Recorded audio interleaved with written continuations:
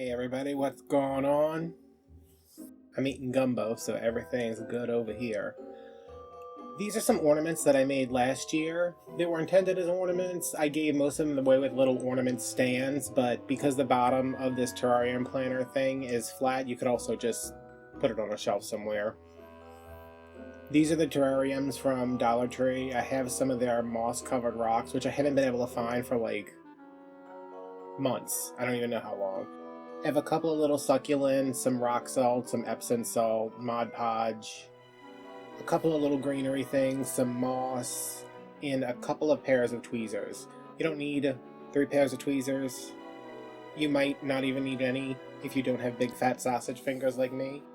What I'm doing right now is mixing about a 50-50 mixture of Mod Podge and water. We're going to use that later on, and you want it to be in a bottle where you can get inside the terrarium with it. Mine's like a lotion bottle top, but if you had like one with a pointy edge, that would be even better. So I'm going to take my moss-covered rock and try to find out how it sits best in here, because that's going to determine my design. When I made these last year, I probably made about 15 of them, and every one was different because the rock sat differently in every one, because the rocks are all different sizes for the most part. I just poked some holes into the little foam underneath the moss, I guess, and I put a piece of cypress in there, and now I'm going to add a little crystal branch. I think both of those little pieces of floral that were in my scrap box are from Walmart. I'm just going to dry fit it again to make sure it goes in there pretty good. There are a lot of cuts in this video because there's a lot of glue drying and holding, and so I'm putting some glue in the back, and you can see my glue is yellow because my glue gun has been on all day at this point. Don't leave your glue gun on all day regardless, but if you can make sure it's nice and clear, that'll give you a little bit of a nicer product when you're done. This is just some moss. I got one of those variety bags from Hobby Lobby made me, and I'm just putting a little bit of glue on it and shoving it in. And the inside of this is all up to you, whatever you think looks nice. I'm really into dry fitting things and saying, okay, you know, if I put this one up here and have this one down there, and then I need to fill in space here. So that's pretty much how I did it. And a lot of it is just kind of getting the things in there and moving them, but you want to try not to get any hot glue on the actual terrarium part unless it's underneath. Like, you don't want to get any glue strings on the side or anything. And if you need tweezers, and if you have tweezers, they're very helpful. Especially for things like this, where I'm just tucking a piece of the cypress, or the juniper, I don't even know what that is, probably juniper, underneath there with a little bit of glue on it. Just because I want the inside to be pretty interesting.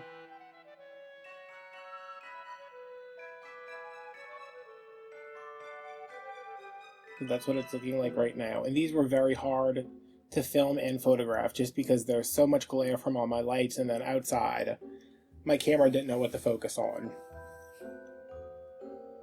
So I want this little succulent. I think I got that from Family Dollar. It was on like super clearance for 25 cents, and I just thought it was so cute. So I don't put enough glue on here the first time, which you shouldn't do, because then you're going to have to scrape the glue off and put more glue and reposition it. It just ended up taking me like 10 extra minutes than it needed to because I didn't put enough glue on. So put enough. It's all going to be covered up anyway.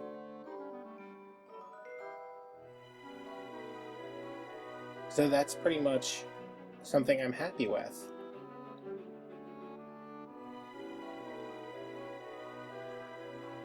I guess I wasn't happy because I'm tucking in another piece of moss. When I made these last year, I had the variety bag of moss, and it had like these mushroom looking pieces and like this purple moss, and every one I made was just so pretty because it had all the different moss in there. You can add like some twigs and sticks and, you know, stuff you find outside. And I'm just taking some Mod Podge on my finger because, you know, I will do whatever it takes to not dirty a brush. And I just kind of wanted this splotched on here anyway, so I'm putting it on the tips of the succulent and a little bit on the other succulent. Again, try not to get it on the plastic of the terrarium. I'm just kind of dotting it around. There's really no rhyme or reason to this. Get some on those branches that are sticking up, a little bit on the moss. Now this is Epsom salt. What I'm doing is just dumping it in there. I'm kind of patting it around, adding some more glue where I want some more of the snowy, dusty Epsom salts. Just kind of putting that all over the place, shaking it down, and not knocking any of it out. I want it to all collect in the bottom. You see how it fills up that back part some?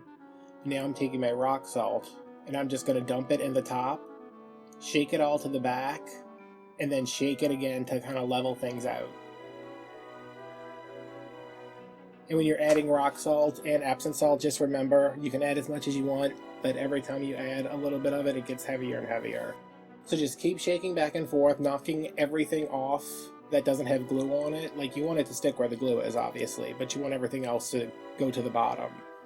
And now I'm taking my water and Mod Podge mixture, and this is really watery, and you want to kind of be precise with this, as precise as you can be. And you're going to completely flood the bottom of this ornament. You're not like flooding it all the way up to the top part, but you want to go drop by drop and make sure that all the Epsom salts gets moist, all the rock salt gets moist,